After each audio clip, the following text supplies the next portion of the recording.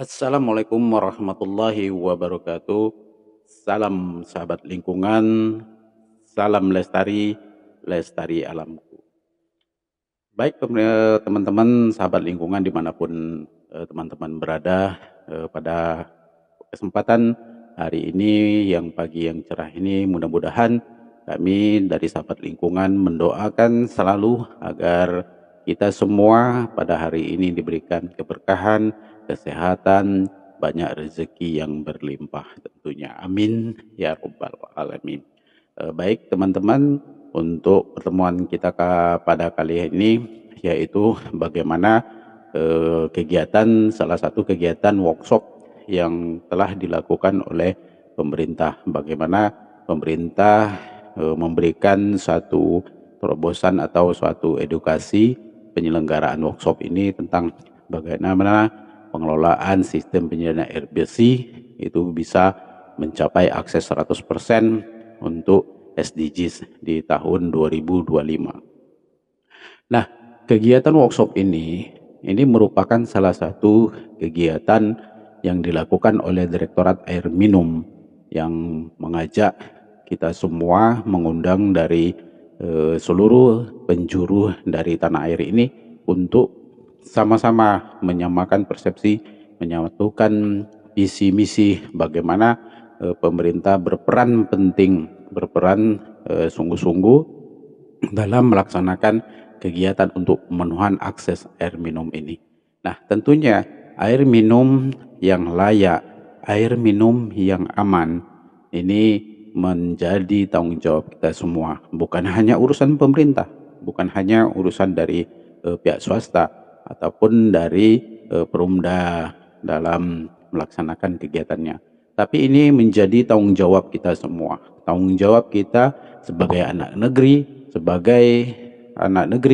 sebagai putra bangsa, dan sebagai warga negara Indonesia yang peduli terhadap keberadaan lingkungan, keberlanjutan lingkungan sebagai sumber air kehidupan kita, tentunya patut kita jaga dan kita lestarikan. Tanpa terkecuali siapapun Anda, siapapun mereka, dari lembaga mana, dari suku mana, dari penjuru tanah air dimanapun Anda berada, tentunya memiliki hak tanggung jawab yang sama. Mari kita sama-sama lestarikan sumber air kehidupan kita ini sebagai sumber kehidupan, karena tiada kehidupan tanpa adanya air. Oleh sebab itu, mari kita jaga bersama-sama. Nah, kegiatan workshop kali ini mudah-mudahan setelah ada pembukaan nanti dilanjutkan dengan materi bagaimana penyelenggaraan SPAM di negara Republik Indonesia kita ini. Baik, kita langsung saja ikuti liputannya. Ini dia liputannya.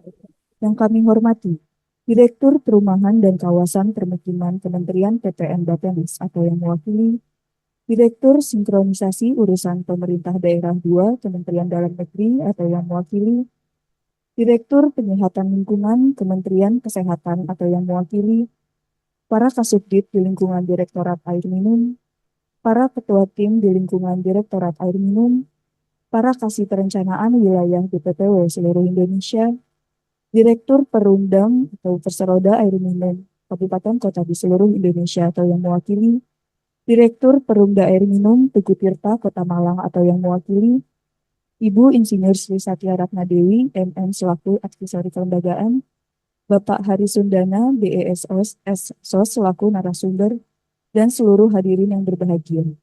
Assalamualaikum warahmatullahi wabarakatuh.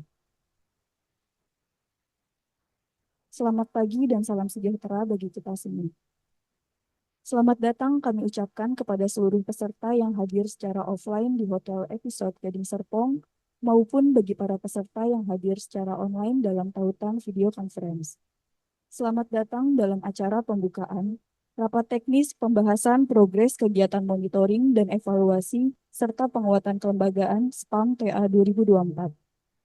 Acara ini diselenggarakan pada hari Rabu hingga Jumat tanggal 17 Juli sampai 20 Juli tahun 2024.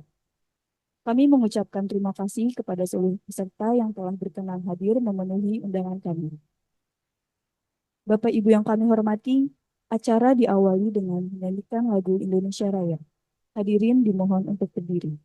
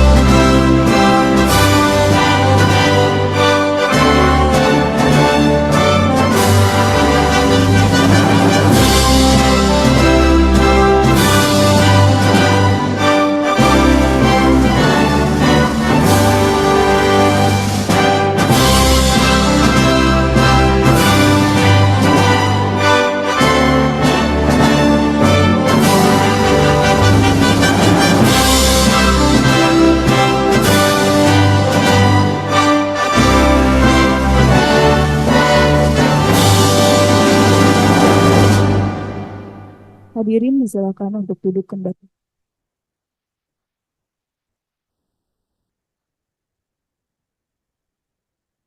Bapak Ibu yang kami hormati, sebelum melangkah ke acara selanjutnya, alangkah baiknya kita mengawali rangkaian kegiatan dengan pembacaan doa.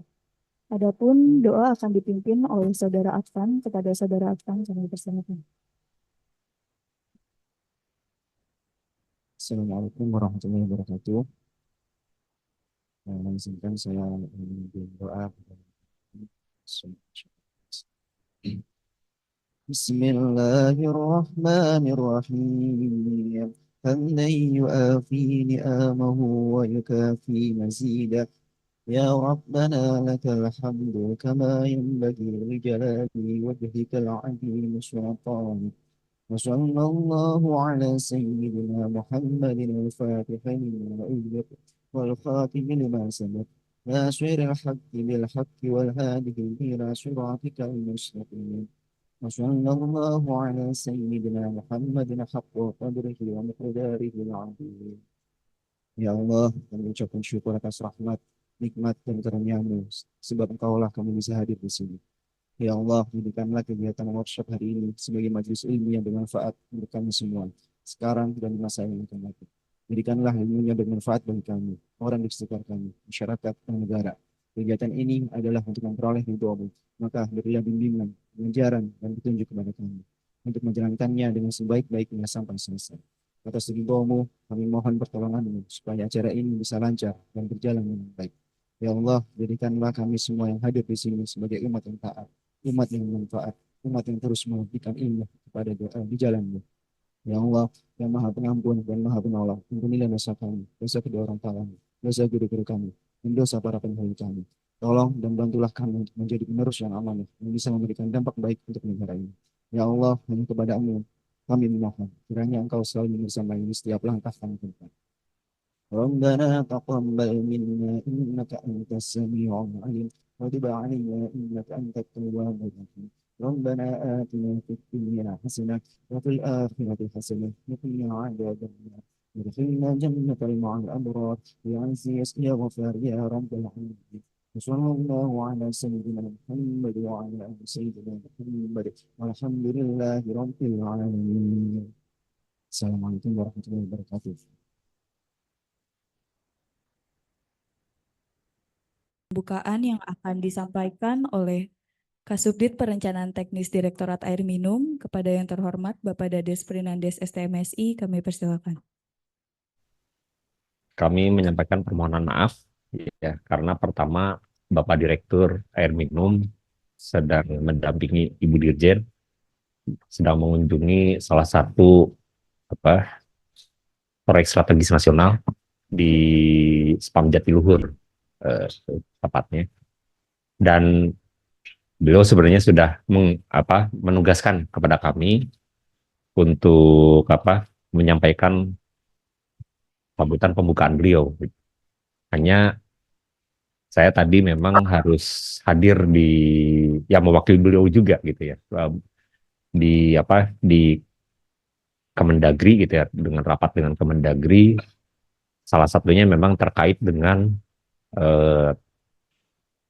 transformasi air minum gitu ya, di kelembagaan transformasi khususnya di dalam hal tarif gitu ya. Baik, mungkin dan tarif dan kelembagaan. Baik,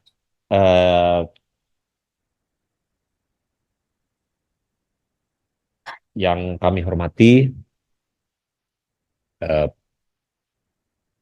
perwakilan dari Direktorat Perumahan dan Kawasan Permukiman Kementerian Bappenas, yang kami hormati perwakilan dari Direktorat Sinkronisasi Urusan Pemerintah Daerah 2 atau SPD 2 dari Kemendagri, yang kami hormati perwakilan dari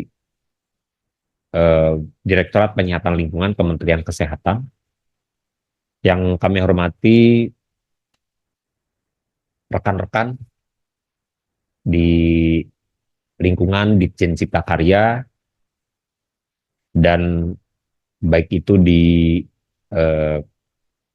Direktorat Air Minum, di Balai Prasarana Permukiman Wilayah Provinsi, dan juga yang kami hormati juga perwakilan dari Perumdam atau Perseroda Air Minum Kabupaten Kota di seluruh Indonesia, yang kami hormati ini Direktur Perumda Air Minum Tugu Tirta Kota Malang atau yang mewakili. Nah, ini karena kami undang sebagai narasumber ya. Dan juga Bapak Ibu para narasumber, Bu Sri Satya Ratna Dewi, Pak Hari Sundana, dan para hadirin yang berbahagia. Assalamualaikum warahmatullahi wabarakatuh, selamat sore dan salam sejahtera. Alhamdulillahirrahmanirrahim, tadi sudah dimulai rapat teknis pembahasan progres kegiatan monitoring dan evaluasi serta penguatan kelembagaan SPAM Penanggaran 2024 ini, yang mana merupakan suatu kegiatan tahunan yang kita atau yang kami laksanakan atau Direktorat Air Minum laksanakan sebagai bagian untuk memastikan bahwa kelembagaan sistem penyediaan air minum dapat mendukung pencapaian target akses air minum sesuai yang diamanahkan dalam RPJMN 2020 sampai 2024.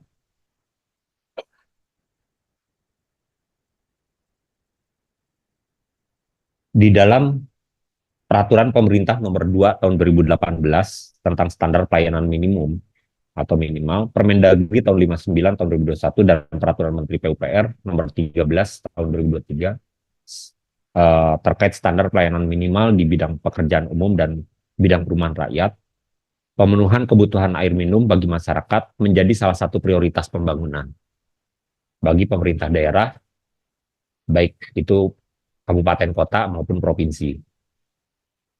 Dan saat ini berbicara dari pencapaian akses air minum yang di tahun 2023 yang lalu baru mencapai 91,72% untuk akses air minum layak, jaringan perpipaan dan bukan jaringan perpipaan, dan jaringan perpipaan sendiri baru 19,76% dari target 30,45% atau masih memiliki gap sekitar 10%. Kita melihat bahwa ternyata tugas kita sama-sama di dalam hal sebagai stakeholder sektor air minum ini masih cukup banyak atau masih sangat banyak. Dan hal ini ditambahkan juga gitu ya dengan tantangan kita di selanjutnya atau periode selanjutnya dari periode pembangunan atau periode pemerintahan selanjutnya, bahwa kita nanti di 2025 sampai 2029 kita akan memiliki suatu tantangan di mana diharapkan capaian akses air minum kita bisa mencapai 40%. Saat ini tadi 2023 19,7%, nanti diharapkan 40%, 40,2 kalau tidak salah. Berarti ada sekitar 2 kali lipat. Ya katakanlah di tahun 2024 ini pencapaiannya mencapai 20, sekian persen. Dengan 15 juta sambungan rumah atau untuk di perpipaan ya kita menggarisbawahi. Nah berarti dalam 5 tahun mendatang 2025 sampai 2029 kita diharapkan ada penambahan 15 juta sambungan rumah juga yang notabene kita capai dari sejak katakanlah tahun 60-an dimulainya pembangunan nasional sektor air minum. Berarti sekitar 60 tahunan gitu ya. 50 sampai 60 tahunan. Nah, inilah yang kita lihat bahwa suatu tantangan besar bagi kita semua. Nah, didasarkan dari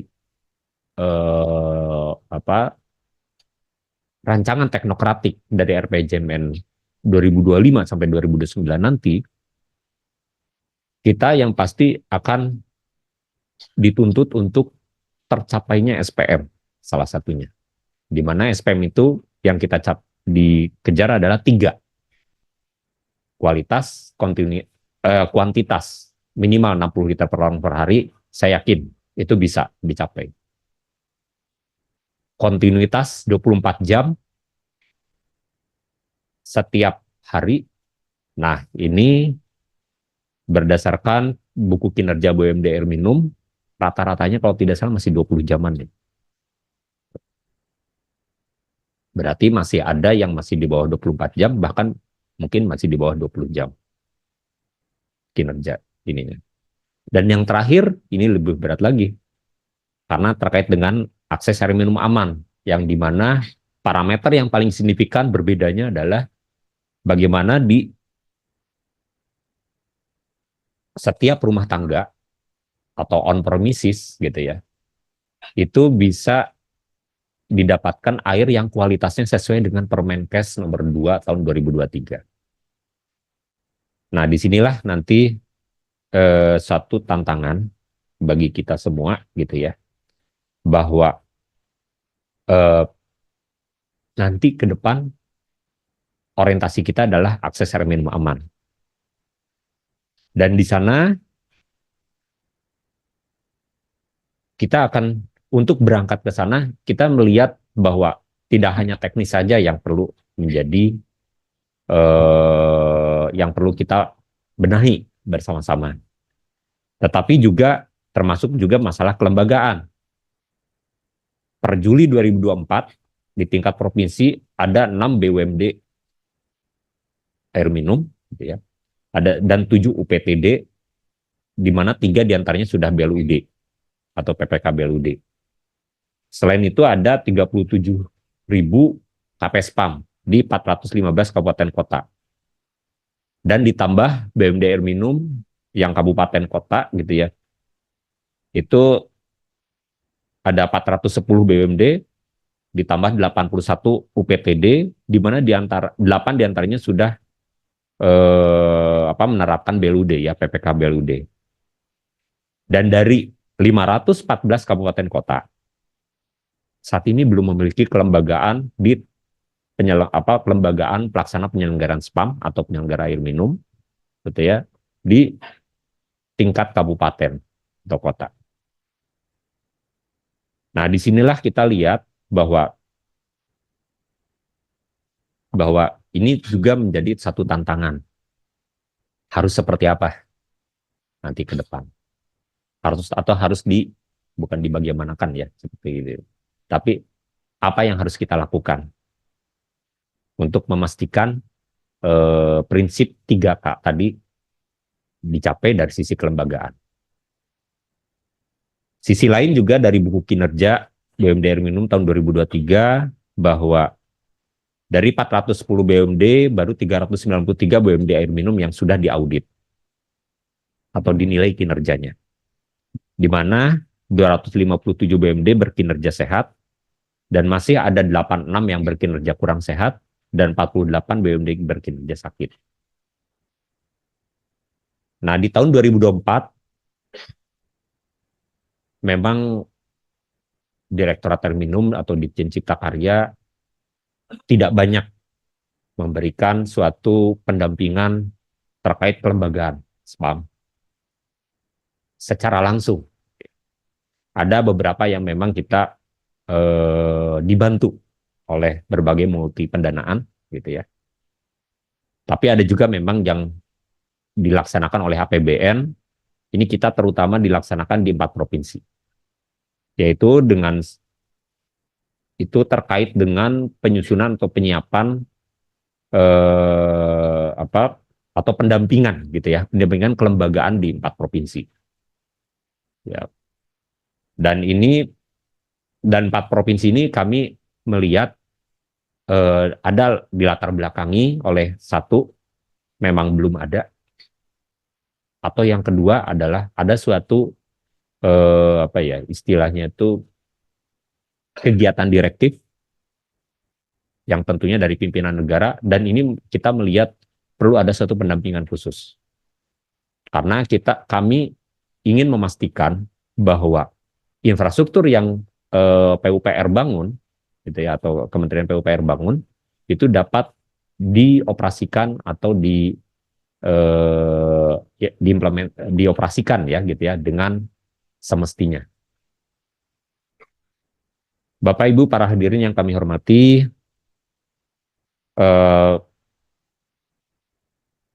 ada berbagai pendekatan gitu ya untuk menuju tadi akses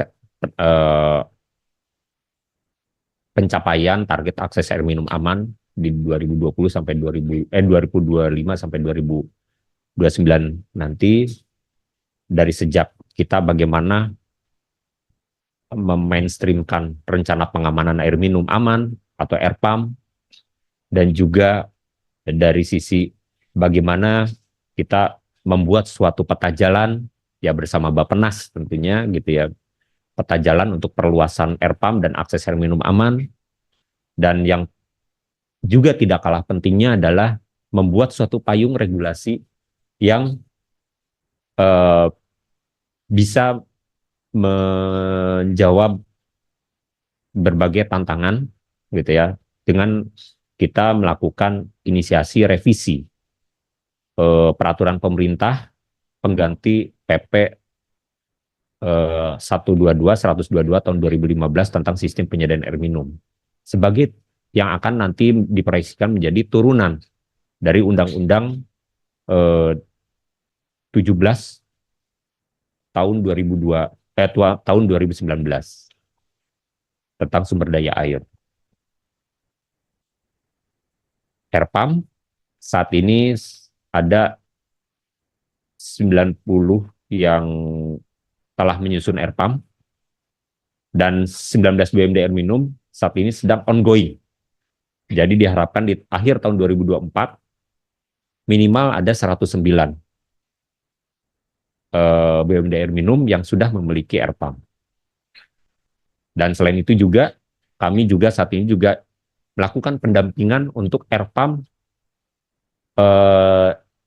untuk pengelola-pengelola SPAM regional, khususnya pengelola-pengelola air curah. Nah, kenapa? Karena itu adalah ya istilahnya menjadi suatu pilot atau pionir untuk RPAM lintas kabupaten kota gitu ya. Selain RPAM, di salah satu implementasi dari RPAM di sini adalah penerapan zona air minum prima. Nah, kita mengharapkan gitu ya, bahwa eh, bahwa zona air minum prima atau zona air minum itu menjadi suatu hal yang bukan istimewa di periode selanjutnya. Jadi ya kalau tadi kita mengharapkan SPM itu adalah diterapkan, berarti zona air minum prima itu bukanlah hal istimewa. Tapi ya itu adalah zona air minum yang seharusnya. Nah, namun kita karena zona air minum itu apa zona air minum? Sistem penyediaan air minum jaringan perpipaan itu sudah established, sudah existing, ya kita coba untuk bersama-sama untuk menjadikan itu zona air minum yang atau zona yang di mana air yang mengalir hingga pelanggan di zona tersebut sesuai dengan Permenkes nomor 2 tahun 2023. Dan di sini di tahun 2024 ini terdapat 12 lokasi existing ZAM di BUMD Air Minum dan 3 lokasi pilot, di mana 1 lokasi sudah memiliki ZAM existing di wilayah pelayanan yang berbeda. Ya. Jadi ini masih terlihat bahwa di sini baru 1 yang sudah memiliki zona dan sudah direplikasi. Yang lainnya dari 12 ini ya masih baru 1 saja. Tapi nggak apa-apa, itu sudah awalan yang cukup baik, namun masih perlu banyak kita tangani bersama-sama. Kami mengucapkan terima kasih atas kehadiran narasumber dan peserta dalam kegiatan rapat teknis kelembagaan tahun 2024 ini. Semoga acara ini akan menjadi salah satu bagian dari menuju akses air minum aman bagi seluruh masyarakat Indonesia. Terima kasih. Selamat mengikuti acara rapat teknis pembahasan progres kegiatan monitoring dan evaluasi serta penguatan kelembagaan SPAM tahun anggaran 2024. Wabillahi taufik wal hidayah. Wassalamualaikum warahmatullahi wabarakatuh. Yaitu sesi panel pertama penyampaian materi oleh para narasumber dan akan dilanjutkan dengan sesi tanya jawab. Pada panel pertama ini, materi yang akan disampaikan yaitu strategi kolaborasi antar daerah dalam rangka penguatan kelembagaan SPAM oleh Subkoordinator Wilayah 2 Subdit Pekerjaan Umum Direktorat Sinkronisasi Urusan Pemerintahan Daerah 2 Kementerian Dalam Negeri, dan pemaparan mengenai roadmap air minum aman untuk mencapai target SDGs 2030 oleh Koordinator Bidang Air Minum Direktorat Perumahan dan Kawasan Permukiman Kementerian PPN Bappenas. Sesi ini akan dimoderatori oleh Saudara Fadilah Munazat.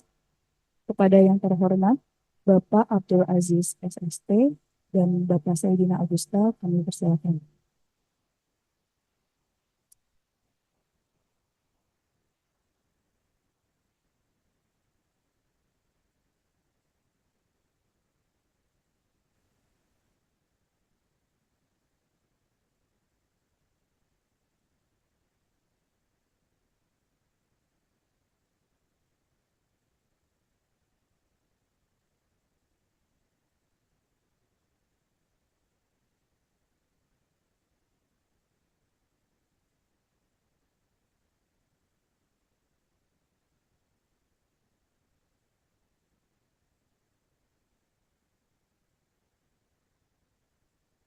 Warahmatullahi wabarakatuh.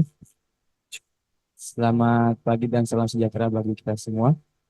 Insya Allah di sesi pagi hari ini, panel pertama kita sudah kedatangan 2 narasumber, yaitu pertama adalah Bapak Abdul Aziz SST, selaku Subkoordinator Wilayah 2, Subdit Pekerjaan Umum, Direktorat Sinkronisasi Usaha Pemerintah Daerah 2, Kementerian Dalam Negeri.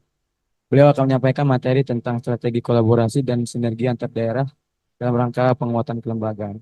Kemudian nanti materi kedua akan disampaikan mengenai roadmap air minum aman untuk mencapai target SDGs 2030, yang akan disampaikan oleh Bapak Saidina Agusta Soekarta selaku Koordinator Bidang Air Minum Direktorat Perumahan dan Kawasan Permukiman Kementerian PPN atau Bappenas. Baik, kita akan mulai terlebih dahulu sesi panel pertama ini dengan materi pertama dari Kementerian Dalam Negeri terkait dengan strategi kolaborasi dan sinergi antar daerah dalam rangka penguatan kelembagaan. Sebelumnya saya izin cek suara terlebih dahulu di Zoom, apakah suara kami terdengar, Bapak Ibu yang berada di Zoom? Merdu, Mas. Masuk ya? Baik, baik Bapak Ibu, materi pertama akan disampaikan oleh Bapak Abdul Aziz SST selaku Subkoordinator Wilayah 2, Subdit Pekerjaan Umum, Direktur SPD 2 Kementerian Dalam Negeri. Pada Pak Abdul Aziz, dipersilakan. Baik, terima kasih. Assalamualaikum warahmatullahi wabarakatuh. Salam sejahtera untuk kita semua. Sebelum di monitor tadi saya nggak sengaja lihat Pak Erik itu, senior saya itu. Pak Erik, apa kabar Pak Erik? Baik, Bapak Ibu, tentunya dalam kesempatan pada pagi hari ini kebetulan memang diberi kesempatan yang pertama Pak ya, terkait dengan bagaimana sih strategi kolaborasi sinergi antar daerah bagian SPAM. Kebetulan memang banyak teman-teman BPPW juga dan teman-teman PDN juga. Dan juga tapi masih pagi, saya lihat memang sudah mengheningkan cipta semua. Ya ini jangan terlalu serius lah Pak ya, Bapak Ibu semua ya, ini masih pagi di Serpong memang. Nanti siang-siangan dikit juga sudah mulai panas Pak. Baik, tentunya mengawali materi kita pada pagi hari ini, Kementerian Dalam Negeri sebagai pengisi materi pertama sebelum Bappenas ya, akan menyampaikan yang pertama, next slide saja. Di sini pertama kebijakan pembentukan dan penguatan kelembagaan SPAM. Kedua, potensi kerjasama antar daerah dalam penyelenggaraan SPAM. Selanjutnya kebijakan dan arahan peningkatan kinerja BUMD. Lalu selanjutnya nanti akan kami sampaikan juga beberapa kebijakan dan arahan peran provinsi dalam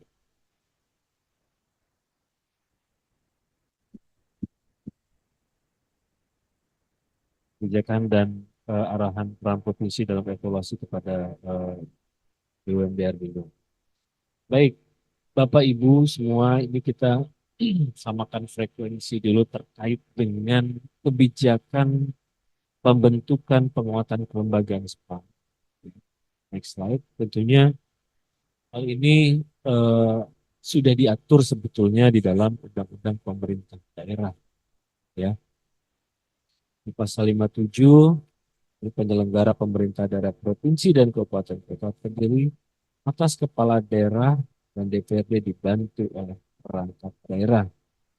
Nah, perangkat daerah itu memang itu tidak melulu itu hanya dinas, PD, badan.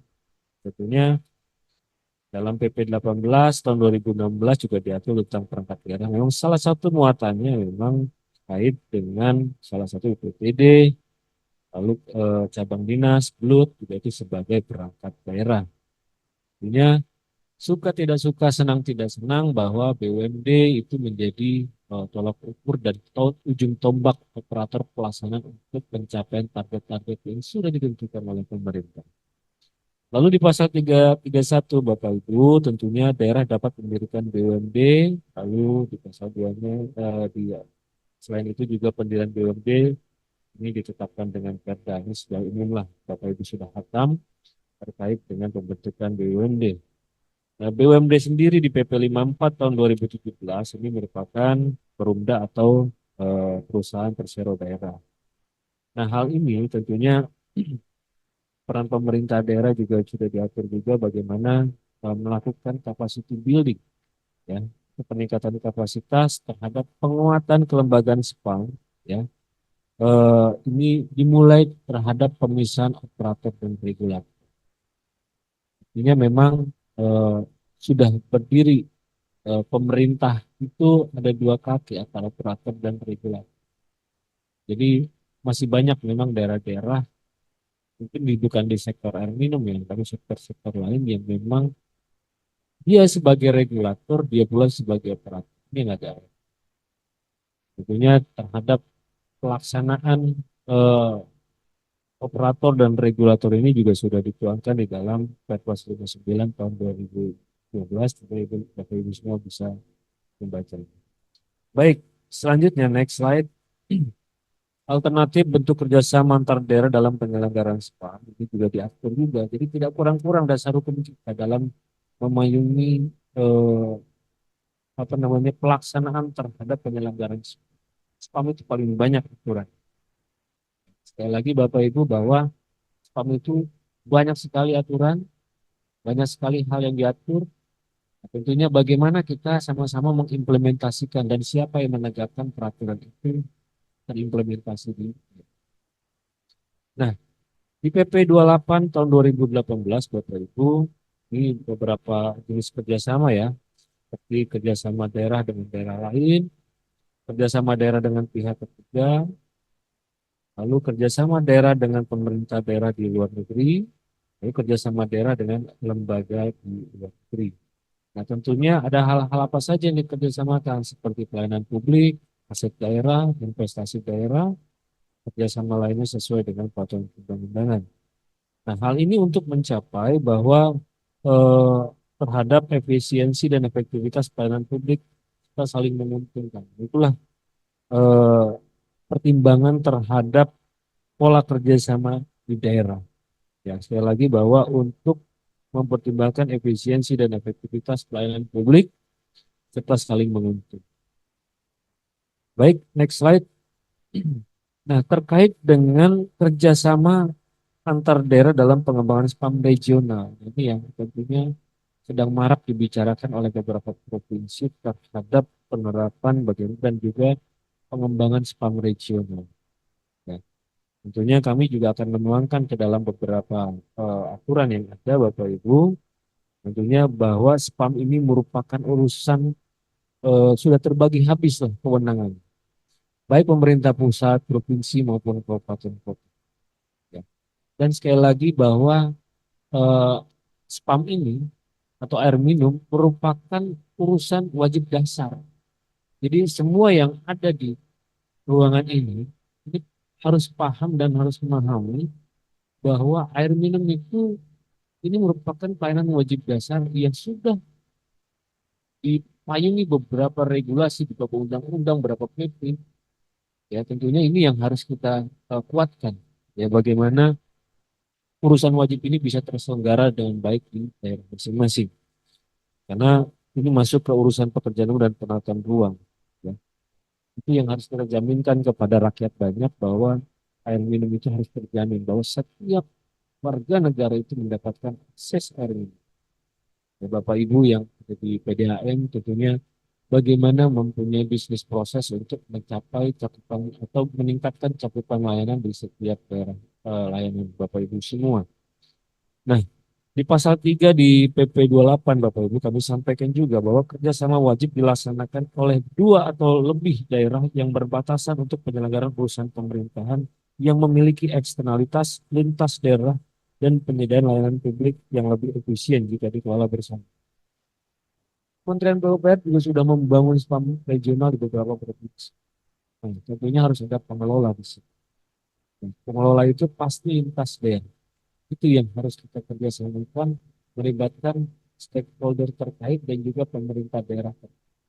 Nah, karena di PP 28 masih di PP 28 di ayat 10, 12 dan juga 36 di pasal 10 menyatakan bahwa dalam hal kerjasama wajib tidak dilaksanakan oleh daerah kabupaten kota, gubernur sebagai wakil pihak pusat mengambil alih pelaksanaan urusan pemerintahan yang dikerjakan. Ya, tentunya melalui beberapa pertimbangan terhadap pembinaan dan pengawasan dilakukan oleh gubernur. Bisa gubernur memilih kalau memang ada hal kerjasama wajib yang tidak dilaksanakan oleh daerah. Seperti itu, kabupaten kota. Di pasal 12 di PP 28 2015 juga menyatakan bahwa pemerintah pusat dapat memberikan bantuan dana kepada daerah untuk melaksanakan kerjasama wajib melalui anggaran atau APBN ya, sesuai dengan kemampuan keuangan negara. Nah, ini tentunya melalui Kementerian PUPR ya, akan bantuan kepada daerah yang melaksanakan kerjasama wajib tersebut. Lalu di pasal 36 ya seperti ditayangkan dalam rangka efisiensi dan efektivitas pengelolaan spam, pemerintah pusat dan pemerintah daerah dapat menotifikasi. Ini ada beberapa hal yang dikerjasamakan baik di antar pemerintah daerah, kabupaten kota, dari gubernur ke kabupaten kota maupun pemerintah pusat ke daerah. Ini juga bisa ditulis. Baik, kita lanjut. Next slide. Oke. Nah, terkait dengan bentuk kerjasama BUMN Air Minum berdasarkan PP 54 tahun 2017 dan Permendagri 118 tahun 2018. Ini jenis-jenis kerjasama ya, seperti yang ada di tayangan, yaitu pertama kerjasama operasi atau joint operation. Ya. Ini disetujui oleh KPM atau RUPS luar biasa dan memiliki bidang usaha yang menunjang bisnis itu. Yang kedua, jenisnya adalah kerjasama pendaya gunaan ekuitas atau joint venture. Ya. Ini disetujui oleh KPM atau RUPS luar biasa. Lalu laporan keuangan BUMD 3 tahun terakhir dalam keadaan sehat. Lalu tidak boleh melakukan penyertaan modal berupa tanah dari BUMD yang berasal dari penyertaan modal daerah. Yang terakhir adalah memiliki bidang usaha yang menunjang bisnis. Ini joint venture. Selanjutnya kerjasama lain-lain sesuai dengan peraturan perundang-undangan mungkin Bapak Ibu sudah familiar terhadap istilah KPBU. Ini saya nggak tahu di KPBU itu mungkin baru Jatiluhur satu kalau nggak salah. KPBU. Yang lain kan masih proses. Itu sudah jalan di Provinsi DKI Bapak. Nah, tentunya kita bisa berkonsultasi lah dengan Bapak Ibu di BUMD ini ya, bisa Direktorat Air Minum bagaimana apa namanya menginisiasi kerjasama melalui KPBU. Nanti ada teman-teman Bapak juga akan. Baik, Bapak Ibu, kami lanjutkan terhadap potret RKPD 2024. Next slide. Kami di Kementerian Dalam Negeri sudah menyiapkan nomenklatur khusus menunjang terkait dengan terselenggaranya kerjasama daerah, terselenggaranya penguatan kelembagaan dan juga pemberdayaan. Ini potretnya Bapak Ibu. RKPD. Nah, RKPD ini kan dokumen perencanaan. Kita belum bergerak ke dokumen kerja. Ironisnya Bapak, terhadap potret apa yang direncanakan dan apa yang dianggarkan memang tidak sesuai dengan, belum sesuai lah, tidak sesuai, belum sesuai dengan ekspektasi kita di pemerintah pusat. Ya. Ini proporsi pembiayaan terhadap peningkatan kapasitas kelembagaan SPAM, pembinaan dan pengembangan SPAM kabupaten kota, pembinaan pengembangan SPAM desa, sampai dengan pembinaan pemberdayaan masyarakat dalam pengelolaan kelembagaan ini masih di bawah 1%, Bapak. Artinya dominasi perencanaan ya, di dalam penyelenggaraan SPAM ini masih didominasi perluasan sistem penyelenggaraan SPAM jaringan perpipaan dan juga pembangunan SPAM lintas kota. Ini masih mendominasi. Ini masih sekitar 33% dalam total pagu indikatif di setiap daerah. Lalu ada fasilitasi kerjasama. Nah, kita bisa melihat di sini Bapak Ibu, fasilitasi kerjasama penyelenggaraan SPAM lintas kabupaten kota dan fasilitasi kerjasama SPAM di daerah ini juga sama jauh di bawah 1%, 0,16 sampai 0,20. Artinya pemerintah daerah ini belum ada proyeksi terhadap bisnis proses untuk kerjasama BUMN. Nah, ini tentunya kami bersama dengan Kementerian PUPR ingin ya mendorong pemerintah daerah baik provinsi maupun kabupaten lebih meningkatkan terhadap pola kerjasama ini. Karena kenapa? Kalau kita menggantungkan kepada APBD, ya tentunya kalau bisa nasionalnya saja, APBD saja memang itu di bawah 4% untuk air minum. Itu di atas 4% itu jarang sekali daerah yang mengalokasikan 4% dari total APBD. Padahal di dalam Undang-Undang 23 sendiri, prioritas belanja daerah itu diprioritaskan untuk layanan dasar, 6 layanan dasar. salah satunya air minum dan sanitasi. Tapi faktualnya di kondisi penganggaran di daerah, kami sampaikan bahwa dominasi penganggaran itu untuk di sektor apa? Jalan. Padahal jalan itu bukan layanan wajib, tapi memang jalan itu dibutuhkan konektivitas dan antar moda. Air minum jauh jomplang di belakang setelah sumber daya. Dan kode di dinas PU penganggaran itu air minum itu sekitar nomor 3. 70% itu untuk jalan. Nah, kami di Kementerian dan mendorong daerah dan berupaya bahwa pada saat penyusunan RKPD dan pembahasan itu, tentunya kami mengguidance daerah terhadap capaian-capaian di daerah. Contoh, apabila memang di sektor jalan itu sudah tercapai mantap jalan, karena itu kan indikator cuma satu target bulan ini, mantapan jalan. Apabila memang sudah tercapai kemantapan jalan di atas 65% untuk kabupaten kota, maka itu bisa direalokasi ke dalam sektor air minum. Kami sampaikan itu kepada para kepala dinas bahwa dan juga kami titipkan hal yang sama kepada teman-teman BPWD, masing-masing BPWD. Artinya ketika sektor air minum ini belum mencapai target yang ditentukan oleh pemerintah pusat dalam hal ini RPJMD, maka kita dorong daerah, Pak, alokasi saja terhadap daerah sektor-sektor lain sudah mencapai target jalan. Ya, nah itulah bagaimana kita bersama-sama ya dalam negeri kemudian PUPR untuk bisa sektor air minum ini juga bisa lebih diperlukan.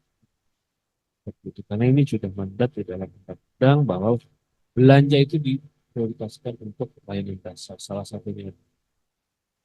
Oke, next slide. Bapak Ibu terkait dengan kebijakan dan arah peningkatan kinerja BUMD. Ini kami sampaikan kepada Bapak Ibu arah dan tujuan peningkatan kinerja ini pertama restrukturisasi.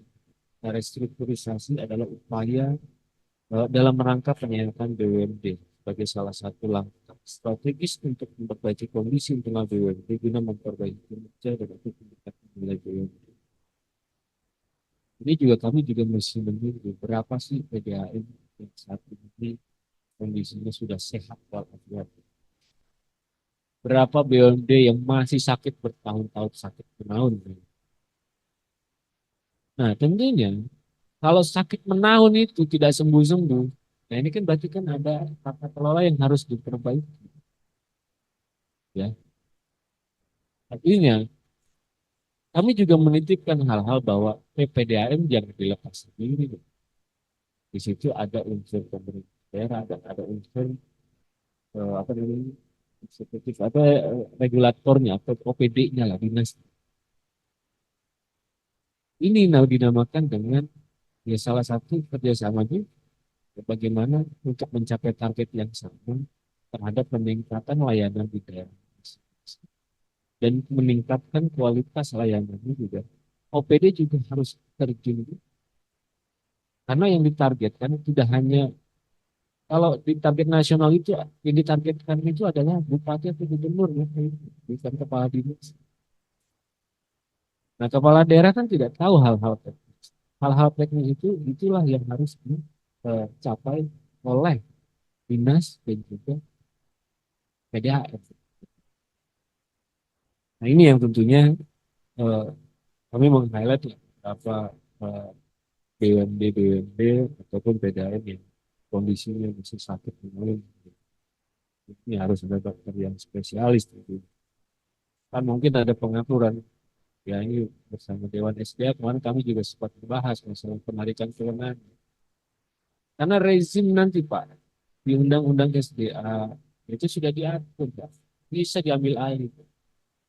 Apabila memang kinerjanya tidak bisa tidak memperbaiki, tidak diperbaiki, ini pemerintah pusat harus turun tangan dalam arti memberikan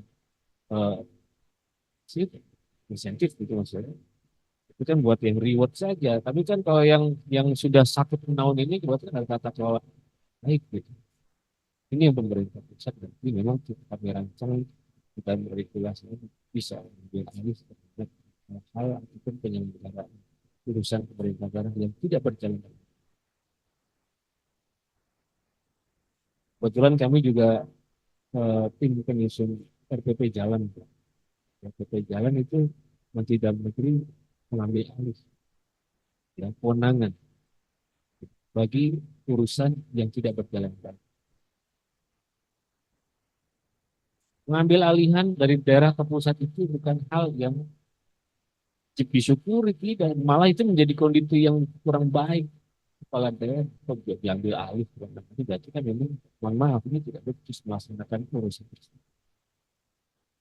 Ini yang tentunya potret-potret selama RPJMN 2020-2024 di sektor admin, tren stagnasi terhadap kesehatan PDAM itu juga kita lihat. Gitu.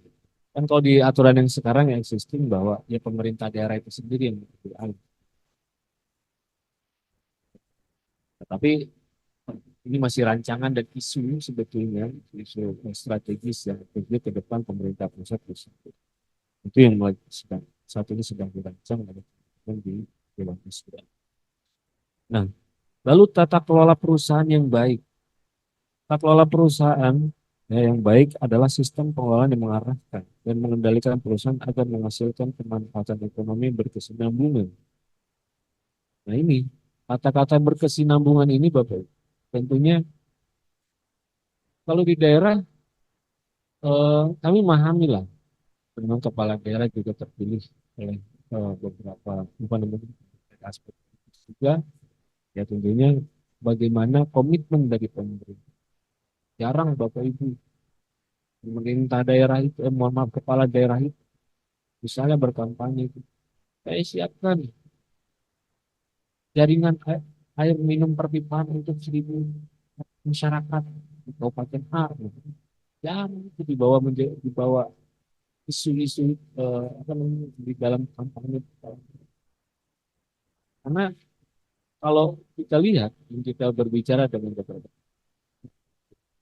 ya tapi hal ini juga menjadi rapor seperti daerah. Nah, tentunya diskusi ini mumpung apa namanya ke depan ini kita menyusun apa namanya RPJP, RPJMN, gitu kan.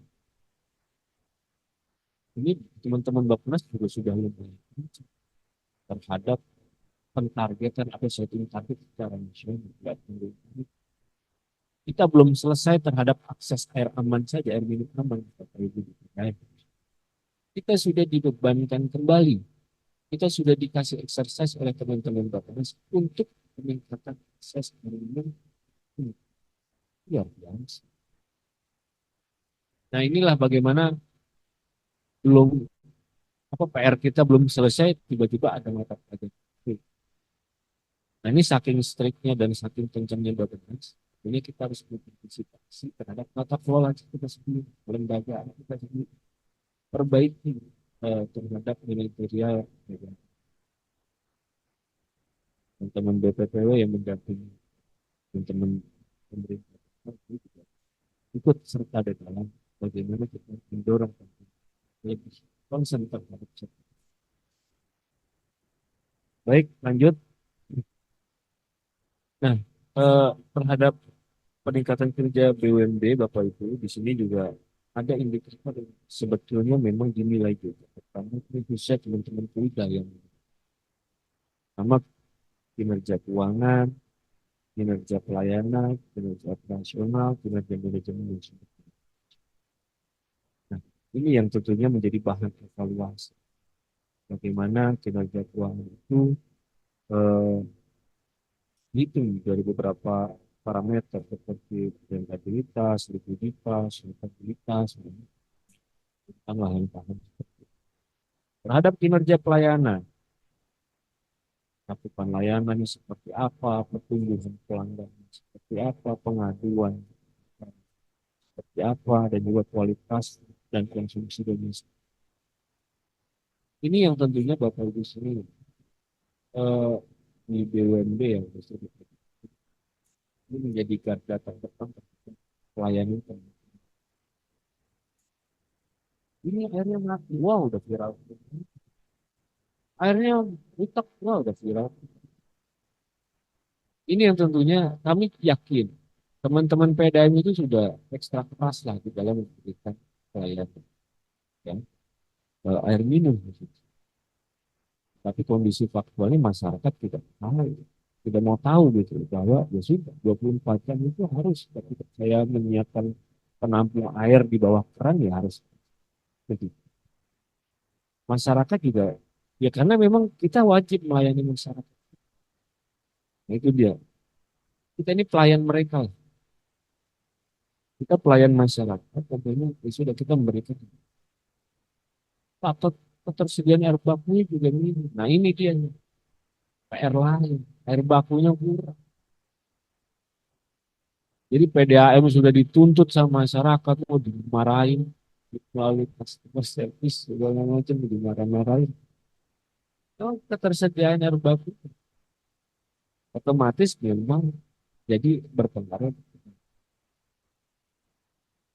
Itu juga menjadi salah satu faktor. Ya. Belum lagi misalnya airnya keruh. Ini contoh-contoh hal sehari-hari kita. Wah ternyata ada pipa yang sedang diperbaiki. Ada penambahan dari masyarakat tuh nggak mau tahu. Pokoknya saya tuh harus dapat air yang bersih. Nah ini dia. Tentunya formula-formula inilah yang harus kita diskusikan bersama. Mungkin forum ini lebih tepat lagi terhadap langkah-langkah yang perlu ditindaklanjuti kita bersama, ya termasuk kita. Apa bedanya? Nah ini yang tentunya nanti di pertemuan ini mungkin memberi jenis. Dan ini menjadi rekomendasi juga dalam penyusunan kebijakan di sektor air minum baik di RPJMN. Kami sedang menyusun juga Permendagri, rancangan Permendagri di tahun depan juga. Artinya hal-hal apa saja yang perlu diintegrasikan ke dalam Permendagri APD. Artinya kami membutuhkan rekomendasi apa namanya kesimpulan terhadap jalannya pertemuan. Itu kinerja pelayanan. Selanjutnya kinerja operasional. Penilaian kerja yang parameter itu adalah efisiensi, produksi, RW, dan operasi, kontinuitasnya seperti apa, tekanan air, pergantian meter. Nah ini kan lagi-lagi kan semuanya ada di masyarakat, meterannya juga ada di masyarakat, airnya juga ada di masyarakat. Sebetulnya terhadap apa yang dituangkan ke dalam indikator kinerja ini Pak, sederhananya indikator kinerja kita adalah masyarakat sendiri. Selama masyarakat nggak teriak-teriak masalah air Pak, berarti memang ya sudah layanannya cukup baik, berarti baik sebelum dihitung parameter. Oke. Lalu kinerja manajemen SDM. Nah ini jumlah pegawai ya per 1.000 pelanggan. Idealnya begitu. Biaya diklat, terus biaya diklat pegawai. Nah ini apakah memang kita yang mengukur itu ya, terhadap rencana kerjanya PDAM seperti apa? Apakah memang dia sudah apa namanya mengakomodir biaya pelatihan ya untuk capacity building sumber daya manusia di PDAM plus OPD pengampu urusan ilmu. Nah ini kan harus ada sumber daya manusia yang berqualified terhadap apa namanya pelayan karena memang ini kalau saya katakan garda terdepan terhadap pelayanan RI yang merupakan kebutuhan wajib pasti. Baik, lanjut. Nah, eh, sebelumnya kami menyampaikan juga pada peningkatan kinerja BUMD. Nah ini aspek evaluasi. Nah Bapak Ibu, FCR ini menjadi isu yang juga yang sangat eh, krusial di dalam. Nah, FCR itu merupakan pemenuhan tarif yang diterapkan untuk dapat memenuhi beban biaya operasional. Ini, kalau tadi masyarakat yang ya, karena PDAM-nya lah masalah FCR. Ini karena ada biaya operasional yang tentunya harus dikeluarkan eh, oleh BUMD SPAM itu sendiri. Mulai dari ketersediaan air baku sampai dengan SR. Nah, tentunya hal ini membutuhkan formulasi yang apa namanya yang sangat tepat ya, kajiannya di daerah seperti apa, permasalahannya seperti apa. Ini bukan melulu masalah penambahan pelanggan. Bukan itu. Kalau menambah pelanggan setiap tahunnya itu suatu hal yang, tapi menciptakan kualitas daripada pelayanan itu sendiri yang kita sendiri masih banyak PR. Saya yakin teman-teman PKN paham betul terkait dengan permasalahan-permasalahan di lapangan bagi FCR. Ya. Naik tarif aja udah viral Pak ya. Karena kenaikan tarif air minum itu, mohon maaf banget ya, ini bukan suatu hal yang betul-betul menggembirakan lah. Ya tentunya beberapa daerah kemarin juga sempat eh, rapat bersama kami juga terhadap meminta fatwa Kemendagri terhadap kenaikan tarif air minum. Karena memang yang pertama tadi kita ini sudah terkunci Pak, bahwa ini tuh layanan kita setiap negara. Warga negara seperti apa yang kita gratiskan juga harus tepat. Dan berapa meter kubik yang kita gratiskan juga harus. Nah itu yang tentunya eh, mari kita sama-sama Pak. Kami memahamilah teman-teman PDAM juga untuk masalah operasional PDAM-nya sendiri juga sudah besar. Kita apa namanya di sounding ke DPRD selalu deadlock lah masalah kenaikan karena nggak populis ya. Namanya kenaikan tarif. Kita naikkan tarif di klaster apa non hunian,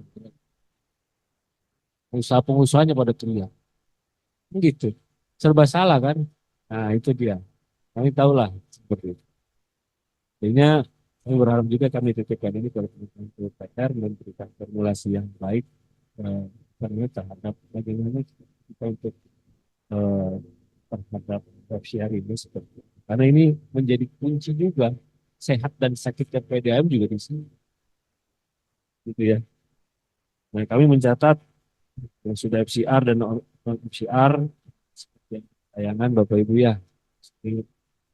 Ini kami juga dapat dari teman-teman PUPR. Mungkin ada data yang. Nah, ini aspek evaluasi FCR. Beberapa memang rekomendasi mewajibkan kabupaten kota memberikan subsidi dari APBD kepada BUMD. Yang sakit nggak dapat subsidi, ada yang begitu Bapak Ibu. Banyak. Karena untuk memberikan subsidi dibahas di legislatif, gitu. Ini kan kalau legislatif yang tentunya di luar birokrat lah, ya kan taunya, wah, ya PDAM merupakan bisnis oriented gitu. Dan service oriented. Mereka tuh bisnis oriented harus untung dong, harus memberikan kontribusi kepada pasar. Gitu. Ternyata kan faktualnya tidak seperti itu. Nah, suka tidak suka. Ini harus ada APBD. Ini juga sudah mengarahkan teman-teman APBD juga sudah bergerak ke sana. Dan itu diukur menjadi capaian SPM. Apa yang dia belanjakan, belanja hibah, belanja modal, belanja masalah ini, selama itu mendukung SPM itu juga menjadi standar pendidikan. Lalu rekomendasi mewajibkan kabupaten kota memberikan penanaman modal dari pemerintah daerah, dari APBD kepada PDAM. Nah, itu untuk evaluasi non-FCR. Evaluasi non-FCR 3 tahun berturut-turut. Ini lebih lagi. Melakukan analisis kelayakan usaha secara mendalam dan evaluasi kinerja. Gubernur dengan pertimbangan Mendagri merekomendasikan yang pertama, kerjasama bisa antar BUMD atau dengan Pemda lainnya atau dengan pihak badan usaha. Yang kedua, penggabungan dengan BUMD atau BUMD air limbah. Yang ketiga, pengalihan pelayanan kepada entitas pelayanan berbasis belut atau UPTD atau PD pengampu layanan air minum di daerah. Kalau udah 3 tahun berturut-turut, nanti kita evaluasi bersama ya Bapak Ibu ya. Dan BPPW juga bisa dilakukan. Oke, lanjut. Next. Nah, terhadap eh, hal-hal yang tadi kami rekomendasi, ini tadi sudah kami sampaikan peran dan kewenangan ini yang harus dilakukan teman-teman provinsi khususnya. Ya, baik eh, melakukan evaluasi yang FCR sekali maupun yang 3 kali 3 tahun berturut-turut. Nah, ini merupakan flowchart-nya Bapak Ibu, ya, di mana provinsi melakukan evaluasi terhadap tarif air minum, ya, apakah sudah FCR atau belum, ya, terus sampai dengan memberikan rekomendasi, ya, melalui evaluasi rapat APBD. Ya kan kadang ketika membahas eh, APBD ini kan teman-teman kabupaten kota biasanya ke provinsi. Nah, ini yang tentunya menjadi hal yang kami titipkan kepada pemerintah provinsi karena mereka kan selaku wakil pemerintah pusat di daerah artinya mempunyai tanggung jawab yang sama dengan kita di pusat. Nah, kalau kami di Kemendagri sudah membiasakan hal itu, gitu. Karena kami kalau harus turun ke 500 meter itu agak lama, gitu. Tapi dengan tangan provinsi yang tahu medan perangnya seperti apa, mereka yang bagian sebenarnya milik provinsi. Ya, termasuk mengevaluasi terhadap ketentuan tarif seperti itu. Dan juga melakukan evaluasi rancangan peraturan daerah APBD. Ya. Nah, itu yang tentunya bisa Bapak Ibu pelajari terhadap flowchart ini bagaimana interpretasi prosedur evaluasi itu yang kita katakan. Itu Bapak Ibu ya. Nah, selanjutnya kalau udah ada bacaan cukup sekian dan terima kasih. Ini apa namanya paparan saya akhiri, saya kembalikan ke Pak Abdul. Assalamualaikum warahmatullahi wabarakatuh.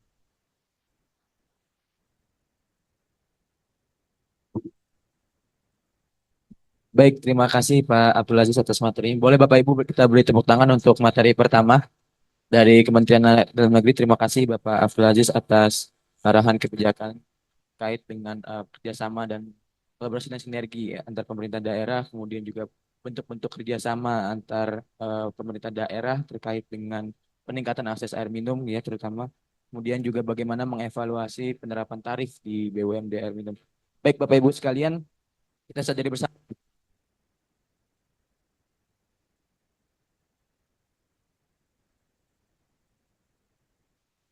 Lalu seperti apa upaya-upaya lainnya dalam mencapai akses air minum aman tersebut, kemudian juga seperti apa strategi-strategi lain dan juga seperti apa akses air minum aman tersebut. Mari kita sama-sama dengarkan materi kedua mengenai roadmap air minum aman untuk mencapai SDGs tahun 2030 yang akan disampaikan oleh Bapak Saidina Agusta Sukarta selaku Koordinator Bidang Air Minum, Direktorat Perumahan dan Kawasan Permukiman, Kementerian PPN atau Bappenas. Mohon izin Pak Gusta, apakah suara saya sudah terdengar Pak?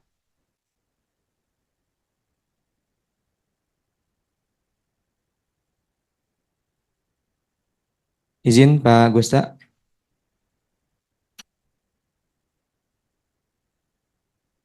Baik Bapak Ibu sambil menunggu Pak Gusta mungkin bisa disiapkan ya pertanyaan ataupun bahan-bahan diskusi mungkin juga apa namanya praktik-praktik yang sudah dilakukan di BUMD masing-masing ataupun di pemerintahan daerah masing-masing ataupun langkah-langkah strategis seperti apa gitu ya untuk memandu atau membina pemerintah daerah dalam apa namanya menyelenggarakan kerjasama gitu ya terutama untuk Bapak Ibu di balai saat ketika nanti mendampingi di provinsi ataupun kabupaten kota masing-masing. Baik Pak Gusta izin apakah suara kami terdengar Pak? Ya, baik. Iya, Baik. selamat pagi Pak. Selamat pagi Pak, saya Fadil Pak dari Direktorat Air Minum yang akan memandu materi kedua Pak. Bapak akan menyampaikan terkait dengan roadmap air minum aman untuk mencapai target SDGs 2030. Sudah siap Pak? Ya Mas. Oke baik, pada Pak Gusta dipersilakan Pak. Bismillahirrahmanirrahim. Assalamualaikum warahmatullahi wabarakatuh. Selamat pagi Bapak Ibu sekalian. Yang kami hormati Bapak Direktur Air Minum Dirjen Cipta Karya Kementerian PUPR, Bapak Ibu mungkin Direktur SUPD 2 yang diwakili oleh Pak Aziz, Bapak Ibu dari Kementerian Lembaga, dan maupun Bapak Ibu dari perwakilan pemerintah daerah. Selamat pagi. Kami mewakili Pak Direktur karena beliau hari ini masih ada kunjungan lapangan, sehingga kami diminta untuk mewakilkan untuk menyampaikan terkait arah kebijakan pembangunan infrastruktur air minum untuk mencapai SDGs 2030. Ya Bapak Ibu, mungkin terkait capaian akses air minum memang saat ini memang masih rendah, seperti yang kita lihat bahwa tahun 2024 2023 capaian masih di 19,76% untuk akses air minum perpipaan, di mana masih ada gap sekitar 10% lebih untuk mencapai target di RPJMN 2024. Lalu terkait target akses air minum aman 15% dan data skam LT terakhir di 11,8% yang diukur pada tahun 2020. Jadi masih ada gap 3,2%, seperti itu. Jadi memang untuk capaian perpipaan sendiri ini kita masih di 19,47%. Hal ini memang terdapat beberapa hal yang menjadi isu kenapa capaian kita masih rendah dibandingkan negara-negara lain, negara-negara tetangga, khususnya di ASEAN. Kita termasuk yang paling rendah di akses perpipaannya. Jadi memang isunya pertama terkait pasokan air baku secara kuantitas dan kualitas masih terbatas, jadi memang banyak kapasitas air baku yang sudah mungkin mengalami degradasi baik dari segi kuantitas maupun kualitasnya, lalu juga belum optimal perencanaan, pembangunan, perluasan hingga pengolahan spam yang terjadi di kabupaten kota. Yang ketiga adalah belum optimal kapasitas dan tata kelola dalam penyelenggaraan spam, lalu rendahnya kesadaran dan partisipasi, khususnya juga permintaan masyarakat. Jadi memang pada saat impres kemarin pun juga terkait minat masyarakat untuk menyambung pipa ini masih rendah seperti itu. Padahal dana yang disiapkan juga sudah cukup besar, jadi masih ada gap terhadap hal tersebut. Lalu juga terakhir adalah terbatasnya alokasi anggaran baik dari APBN maupun APBD, dan juga belum optimal pendanaan alternatif lainnya baik dari swasta maupun dari pendanaan alternatif lainnya. Seperti itu.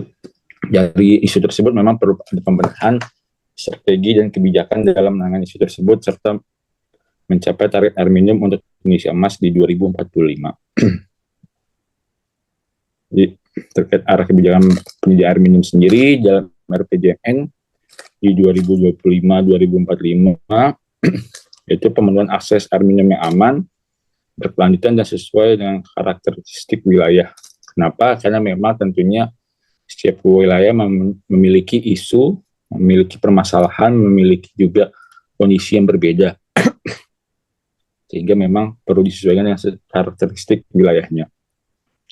Jadi memang targetnya di akses rumah tangga perkotaan terhadap air siap minum perpipaan, di mana 100% rumah tangga di Indonesia memiliki akses air minum yang aman, lalu memastikan ketersediaan dan pengolahan air minum yang berkelanjutan untuk semua, lalu juga pemenuhan akses air minum aman melalui pengembangan dan pengolahan spam yang aman baik dari perpipaan maupun dari BJP-nya.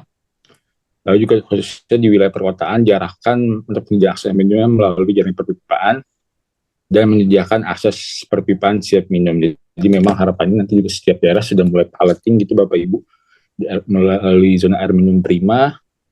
Jadi sebagai piloting bagaimana masyarakat bisa mengkonsumsi air minum aman melalui jaring perpipaannya.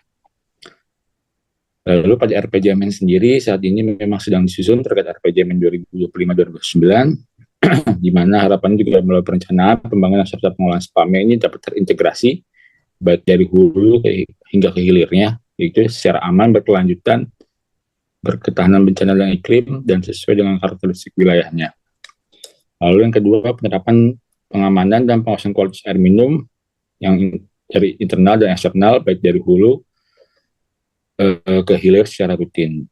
Itu. Lalu yang ketiga adalah peningkatan dan penguatan tata kelola kelembagaan, serta kolaborasi dengan berbagai stakeholder untuk penyelenggaraan air minum aman. Jadi memang ini perlu kolaborasi Bapak Ibu baik di pemerintah daerah, khusus juga mungkin pemerintah daerah baik dari OPD terkait, baik dari dinas, Bapeda maupun dari BUMD air minumnya, lalu juga dari pemerintah daerah ke pemerintah pusat maupun dari sektor lainnya yang dapat berkolaborasi sehingga untuk mencapai target akses air minum yang aman. Lalu keempat adalah pengembangan skema dan kerjasama pembiayaan serta pendanaan infrastruktur air minum. Jadi memang tadi terkait isu dengan terbatasnya APBD dan APBD, secara hitungan memang sangat sulit untuk mencapai target tersebut. Tapi karena ini adalah hak dasar dari warga negara, jadi kita perlu mencari atau mengembangkan pendanaan alternatif lainnya, baik dari KPBU, B2B maupun pendanaan-pendanaan lainnya sehingga bisa memenuhi target tersebut. Jadi memang sektor air minum ini juga sebenarnya lebih menarik secara investasi dibandingkan air limbah seperti itu ya. Jadi memang harusnya dengan kelembagaan yang baik sehingga dan pengelolaan yang baik begitu ya. Jadi memang tentunya akan lebih mudah atau lebih menarik bagi investor atau bagi pendana untuk ikut serta dalam membangun air minum di Indonesia. Lalu yang kelima adalah meningkatkan kesadaran minat dan keterlibatan masyarakat dalam pemilihan akses air minum aman. Nah, ini adalah sebenarnya yang paling diharapkan adalah dari pemerintah daerah. Kenapa? Karena memang pemerintah daerah adalah bagian dari pemerintah yang paling dekat dengan masyarakat seperti itu. Lalu bagaimana mengedukasi masyarakat, bagaimana pentingnya menggunakan air minum, lalu bagaimana sebenarnya air minum dari perpipaan ini secara matematis dan secara ekonomi itu lebih menguntungkan sebenarnya bagi masyarakat dibandingkan mereka menggunakan air minum dalam kemasan dan sebagainya. Gitu. Harapannya memang dari Pemda dapat mengedukasi masyarakat pentingnya air minum aman ini. Lalu terkait urgensi punya akses air minum aman. Jadi memang air limbah domestik ini sebagai pencemar air minum utama gitu ya, terutama di air minum permukaannya. Jadi memang dari air limbah ini memang paling mencemari air bakunya gitu ya, seperti itu. Jadi dan terutama juga daerah-daerah yang BJP, bagaimana septic tank dekat dengan sumber air minum, nah itu juga menimbulkan bakteri E. coli dan sebagainya. Nah ini sebenarnya juga perlu disosialisasi masyarakat dan mungkin dibuat peraturan bagaimana jarak terdekat dari septic tank itu sebaiknya seperti apa. Nah itu yang perlu diperhatikan. Lalu karena memang dari kualitas yang tidak baik itu dapat menimbulkan resiko kesehatan masyarakat, utamanya pada anak-anak, Bapak Ibu. Bagaimana 70% kejadian diare ini disebabkan oleh ketersediaan dan kualitas air minum yang rendah, kelayakan sanitasi dan higienitas. Lalu terkait kejadian stunting ini juga berperan dari akses air minum yang tidak aman. Jadi memang harapannya hal-hal ini kita akan mencapai Indonesia Emas dengan kualitas SDM yang lebih baik, jauh lebih baik dibandingkan sekarang, dan harus dimulai dari sekarang karena anak-anak yang sekarang ini di 2045 ini adalah jadi bagian penting nantinya untuk Indonesia Emas di 2045. Jadi harus kita mulai dari sekarang, Bapak Ibu. Karena memang persentase stunting di nasional saat ini mencapai 21,6%.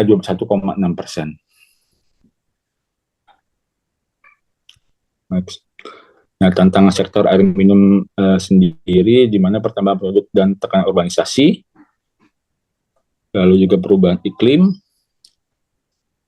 lalu juga memang terkait perubahan iklim ini memang musim kemarau akan lebih panjang, musim hujan lebih pendek, namun tinggi intensitasnya seperti itu. Jadi memang beberapa periode akan kekurangan air baku. Nah ini bagaimana untuk menjaga air baku sustain seperti itu. Lalu penurunan kualitas sumber air dan peningkatan beban penyakit, rekontaminasi dan pemborosan air. Jadi memang pemakaian air ini di pedesaan hampir 2 kali lipat dibandingkan dengan perkotaan. Mungkin memang ya karena memang secara ekonomi mungkin di perdesaan itu biaya air mungkin lebih murah dari perkotaan. Lalu juga terkait ya memang dulu kita belajar memang terkait sumber daya air itu adalah sumber daya yang tidak terbatas, tapi memang airnya tidak terbatas, tapi dari segi kualitas yang layak dikonsumsi itu masuk dalam sumber daya yang terbatas seperti itu. Lalu terkait cakupan yang kinerja spam yang rendah, di mana saat ini masih ada 48 BUMD yang berstatus sakit. Nah, ini memang perlu mendampingan langsung dari Pemdanya maupun dari pemerintah pusat bagaimana untuk meningkatkan kinerja, baik dari segi tarifnya apakah harus dinaikkan, apa mungkin dari segi jumlah pelanggan harus tambah dan sebagainya. Lalu ini masih ada 42,49% beroperasi belum secara FCR. Kenapa? FCR itu sebenarnya adalah biaya yang dari operasional saja Bapak Ibu, belum dengan menghitung biaya dari investasi. Nah, kalau misalkan mereka jangankan berharap mereka menginvestasi, mengembangkan jaringan secara mandiri, kalau misal ya, bahkan untuk operasi aja mereka akan berat seperti itu Bapak Ibu, sehingga memang dari segi FCR ini sangat penting, terutamanya minimal untuk operasi, apalagi kalau misalkan sudah ada alokasi yang dapat untuk mengembangkan jaringan sehingga BUMD Air Minum harapannya nanti bisa mandiri. Lalu tingkat NRW masih tinggi yaitu 33,9% di tahun 2022.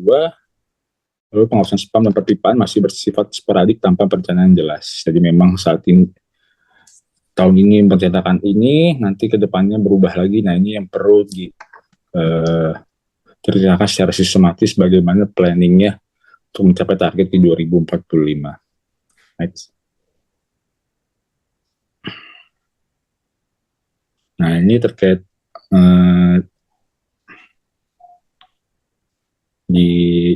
jadi memang akses aman ini sendiri 100% di 2045, jaringan perpipaan di 75%, lalu akses rumah tangga perkotaan terhadap air siap minum perpipaan itu di 100% Bapak Ibu. Next. Nah, ini untuk 5 pilar strategi untuk mencapai akses air minum aman, baik dari kebijakan, regulasi, dan kelembagaan, penganggaran dan pembiayaan, infrastruktur teknologi dan penguatan kapasitas, pengawasan kualitas air minum, dan perubahan perilaku dan penciptaan kebutuhan. Nah, ini memang hal-hal yang menjadi pilar utamanya Bapak Ibu untuk mencapai target akses air minum aman, yaitu dari segi SPK-nya, penguatan kelembagaan kolaborasi, dukungan pendanaan oleh Pemda. Jadi memang bagaimana penyertaan modal yang sudah disepakati di awal itu secara rutin diberikan oleh Pemdanya. Dan jadi terus juga dukungan pendanaan dan sumber daya nasional dan luar negeri, lalu infrastruktur teknologi, bagaimana daerah-daerah yang mungkin rawan air teknologinya mungkin beda, lalu juga daerah-daerah yang pesisir tentunya juga teknologi berbeda, sehingga juga perlu penguatan kapasitas pelaksana penyelenggaraan spam di teknologi-teknologi yang mungkin sudah lebih maju seperti itu Bapak Ibu. Lalu terkait pengawasan kualitas air minum, di mana pengawasan kualitas air minum secara berkala, lalu juga dukungan pengawasan kualitas air minum. Lalu perubahan perilaku dan penciptaan kebutuhan, di mana pencegahan kontaminasi dan pengamatan air minum, peningkatan peran masyarakat, dan percepatan program stop BABS dan advokasinya untuk integrasi terhadap kualitas air minum yang seperti apa. Next. Lalu ini terkait program Game Changer sebagai inovasi dalam implementasi strategi. Jadi memang terkait kolaborasi dan sinergi antar daerah dalam penyediaan air minum, di mana penerapan strategi tata kelola penyelenggaraan air minum di tingkat daerah, di Permendagri 21 tahun 2020. Lalu terkait manajemen asetnya, seperti apa, yaitu strategi dalam menjalankan manajemen aset BUMD air minum untuk mendorong investasi. Lalu Airpam ini dalam hal untuk upaya pengamanan suplai air minum dari sumber hingga konsumennya. Lalu PAM Sanimas Next Generation, jadi ini memang bagaimana fokusnya pada pembangunan akses air minum sanitasi di pedesaan agar lokus pembangunan desa tidak tertinggal gitu ya.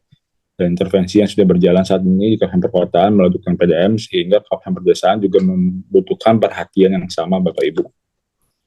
Lalu terkait pengawasan kualitas air minum, mana dorongan untuk melakukan analisis risiko sebagai bentuk feedback dari berbagai sektor, mulai dari penyusunan kebijakan hingga tingkat daerah, serta penyediaan infrastruktur dan penyelenggara untuk menyediakan akses air minum yang aman.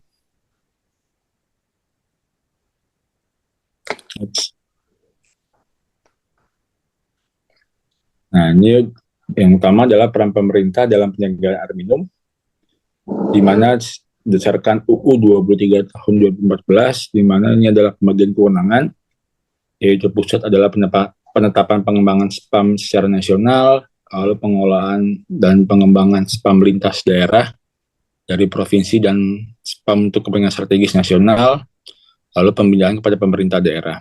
Terkait kewenangan provinsi, pengolahan dan pengembangan SPAM lintas daerah, kabupaten kota, dan pemerintah kota kabupaten adalah pengolahan dan pengembangan SPAM di daerah kabupaten kota.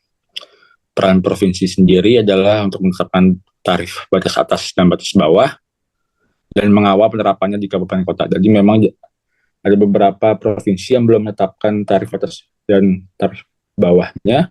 Harapannya nanti provinsi sudah bisa menerapkan di tahun ini untuk tarif atas dan tarif bawah, dan nantinya pemerintah provinsi harus mengawal dari penetapan tarif tersebut, jadi tidak hanya mengeluarkan tarif batas atas dan bawahnya saja, jadi memang mengawal bagaimana dan kapan kira-kira tarif tersebut dapat dipenuhi oleh masing-masing kabupaten kota. Yang kedua adalah mengawal target provinsi dan kabupaten kota, lalu pembinaan kepada kabupaten kota, lalu dukungan keuangan dan fasilitas lainnya kepada kabupaten kota, lalu menyusun strategi penanganan pencapaian target, memperkuat koordinasi dan sinergi bidang perumahan, permukiman, air minum, dan sanitasi tingkat provinsi, dan mengkonsolidasikan data dan informasi. Jadi memang tentunya data-data informasi ini bagaimana sebenarnya yang harusnya punya data secara lebih lengkap tentunya di kota dan kabupaten, lalu provinsi adalah mengkonsolidasikan data dan informasi tersebut. Lalu dari peran kabupaten kota sendiri, di mana mengintegrasikan target dan area kebijakan dalam plannya, memprioritaskan kegiatan air minum dalam alokasi infrastruktur. Jadi memang air minum ini juga memang masih belum menjadi prioritas, padahal ini adalah salah satu hak warga negara, sehingga memang harapannya nanti ke depannya dapat menjadi prioritas di alokasi infrastrukturnya, seperti itu. Karena memang saat ini alokasinya masih di bawah 1% ya Pak Aziz, terkait alokasi air minum sendiri.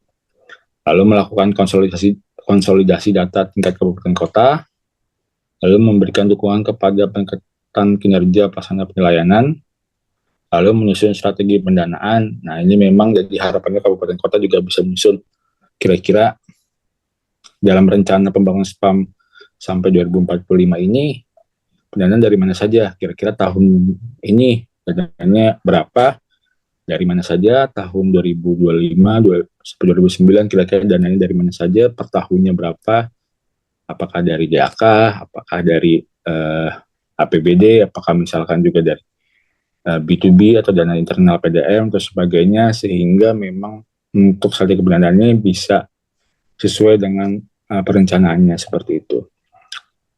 Lalu melakukan edukasi kepada masyarakat, lalu menyiapkan RC-nya untuk pengembangan infrastruktur. Jadi memang mungkin program-program yang akan ada di pemerintah pusat, ada beberapa yang mungkin timeline-nya tidak sepanjang perencanaan yang reguler gitu, Bapak Ibu, seperti mungkin infras dan sebagainya. Harapannya Bapak Ibu sudah menyiapkan RC sehingga pada saat program-program yang bisa diikuti oleh Bapak Ibu sekalian di kabupaten kota sudah siap RC-nya sehingga dapat mendapat alokasi di dalam program tersebut.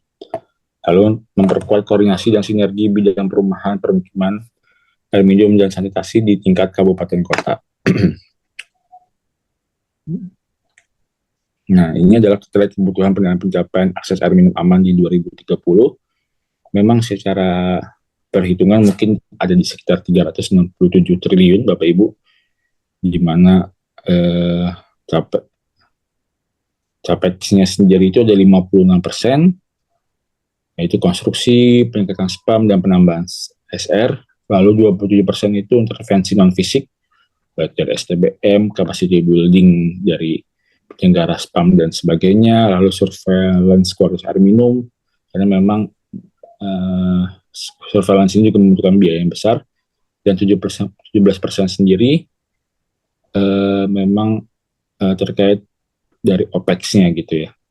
Jadi memang dari 30% dari kebutuhan CAPEX. Nah, porsi investasi pendanaan air minum 2030 memang di sini paling besar adalah peran dari pemerintah daerah, lalu juga dari sektor swasta 24%, tapi nanti ini bisa disesuaikan dengan possibility dari masing-masing daerah. Tentunya mungkin dari daerah yang secara ekonomi itu secara investasi itu lebih menarik, misalkan dari daerah industri atau mungkin daerah-daerah wisata dan sebagainya, itu tentunya akan